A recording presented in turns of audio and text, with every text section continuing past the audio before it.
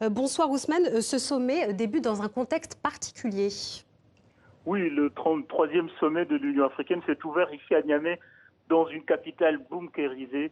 L'ombre des attaques terroristes qui frappent régulièrement ce pays explique ce dispositif impressionnant. Dernière en date, ce lundi, l'attaque du camp militaire d'Inates, dans l'ouest du pays, à la frontière avec le Mali, qui a coûté la vie à 18 soldats nigériens. D'ailleurs, hier soir, le groupe État islamique a revendiqué cette attaque.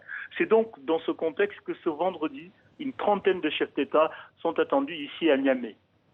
La zone de libre-échange continentale, la ZLEC, est déjà l'objet de toutes les conversations. Hier, la première économie du continent, le Nigeria, a annoncé son adhésion. Comment s'annonce la naissance de la ZLEC? Oui, la ZLEC, un acronyme qu'il va falloir désormais retenir.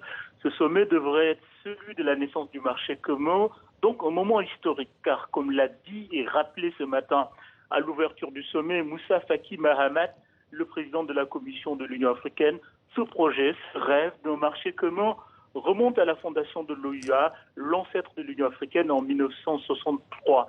Il aura fallu donc plus d'un demi-siècle presque à l'organisation panafricaine pour parvenir à cet accord.